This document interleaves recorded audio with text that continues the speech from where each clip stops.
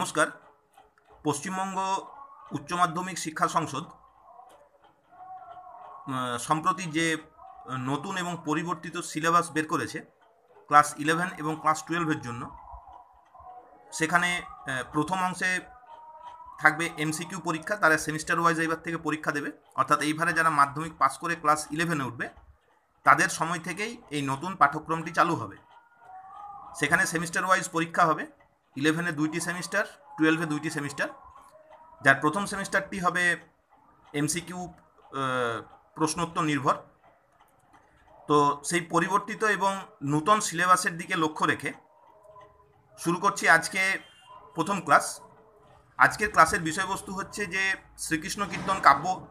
এই শ্রীকৃষ্ণ কীর্তন কাব্য থেকে সেমিস্টার 1-এ কোন কোন ধরনের প্রশ্নোত্তরগুলি আসার সম্ভাবনা, সেই ধরনেরই কিছু সম্ভাব্য এবং গুরুত্বপূর্ণ যেগুলি পরীক্ষায় আসবেই তেমনই কিছু প্রশ্নোত্তর নিয়ে আজকের ভিডিও শুরু করার আগে প্রত্যেকের কাছে একটাই অনুরোধ, চ্যানেলটিকে সাবস্ক্রাইব করে দিও, পাশে থাকা বেল আইকনটি প্রেস করে দিও। যদি ভিডিও ভালো লেগে থাকে, যদি তোমার মনে হয় এই ভিডিওটি তোমার খুব সামান্যতম উপকারে আসতে পারে, তাহলে চ্যানেলটিকে সাবস্ক্রাইব করে বেল আইকনটি প্রেস করা তো দিও। তার পাশাপাশি ভিডিওটি লাইক করে দিও এবং বন্ধুদের মধ্যে শেয়ার করে দিও। তো চলো আর কথা না বাড়িয়ে শুরু করছি আজকে আমাদের শ্রীকৃষ্ণ কীর্তন কাব্য থেকে যে সমস্ত সংক্ষিপ্ত প্রশ্নোত্তরগুলি আসার সম্ভাবনা আছে সেরকমই কিছু গুরুত্বপূর্ণ প্রশ্নোত্তর। প্রথমেই শ্রীকৃষ্ণ কীর্তন কাব্যের আবিষ্কর্তা হলেন বসন্তরঞ্জন রায় বিদোৎবল্লভ। বসন্তরঞ্জন রায় বিদোৎবল্লভ কত খ্রিস্টাব্দে শ্রীকৃষ্ণ কীর্তন কাব্যটি আবিষ্কার করেন? উত্তর হচ্ছে 1909 খ্রিস্টাব্দ। কোথা থেকে শ্রীকৃষ্ণ কীর্তন কাব্যটি আবিষ্কৃত হয়? উত্তর হচ্ছে বাঁকুড়া জেলার কাঁকিল্লা গ্রাম থেকে। শ্রীকৃষ্ণ কীর্তন কাব্যটি কত খ্রিস্টাব্দে প্রকাশিত হয়? উত্তর হচ্ছে 1916 খ্রিস্টাব্দ। শ্রীকৃষ্ণ কীর্তন কাব্যটি কোথা থেকে প্রকাশিত হয়েছিল? উত্তর হচ্ছে বঙ্গীয় সাহিত্য পরিষদ থেকে। 1916 খ্রিস্টাব্দে বঙ্গীয় সাহিত্য পরিষদ থেকে কার সম্পাদনায় শ্রীকৃষ্ণ কীর্তন কাব্যটি প্রকাশিত হয়? উত্তর হচ্ছে বসন্তরঞ্জন রায় বিদোৎবল্লভ। শ্রীকৃষ্ণ কীর্তন কাব্যের কবিকে? উত্তর হচ্ছে বড়ুচণ্ডীদাস। বড়ুচণ্ডীদাস কোন সময়ে শ্রীকৃষ্ণ কীর্তন কাব্যটি রচনা করেন? উত্তর হচ্ছে 14দশ শতকের প্রথমার্ধে। পরের প্রশ্ন, শ্রীকৃষ্ণ কীর্তন কাব্যের কাহিনী কোথা থেকে নেওয়া হয়েছে? ভাগবত এবং গীতগোবিন্দ এই দুইটি জায়গা থেকেই গল্প নেওয়া হয়েছে, কাহিনী নেওয়া হয়েছে।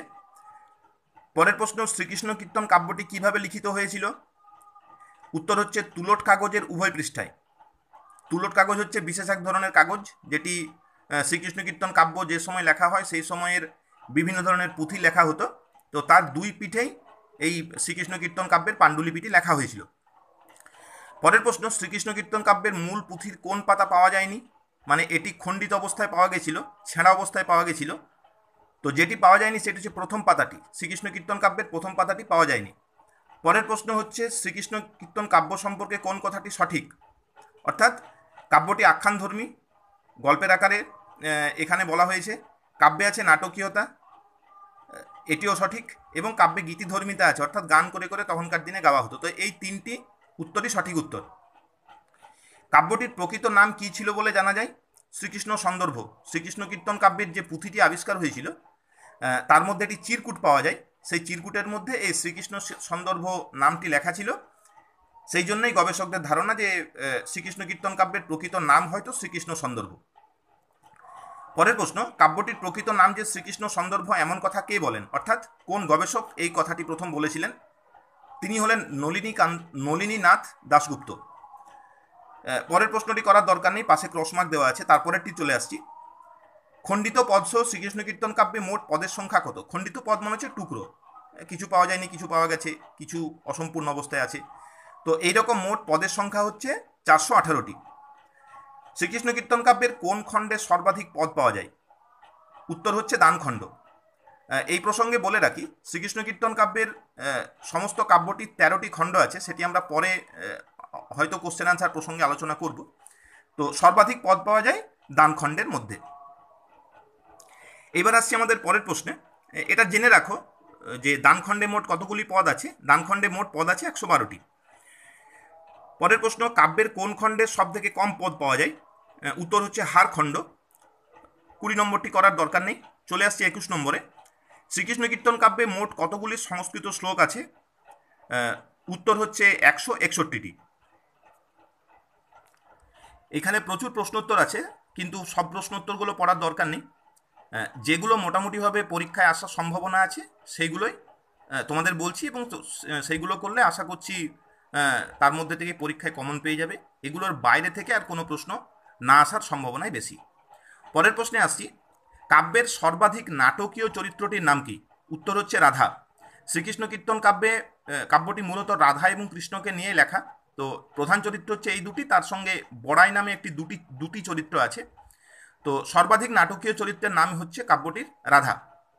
পরের প্রশ্ন, কাব্যের কাহিনী অনুসারে রাধার বয়স কত? উত্তর হচ্ছে 11 বছর। পরের প্রশ্ন, কাব্যের কাহিনী অনুসারে রাধার পিতার নাম কি? উত্তর হচ্ছে সাগর। রাধার মাতার নাম কি? উত্তর হচ্ছে পদুমা। পরের প্রশ্ন, কাব্যের কাহিনী অনুসারে রাধার স্বামীর নাম কি? উত্তর হচ্ছে আইহন।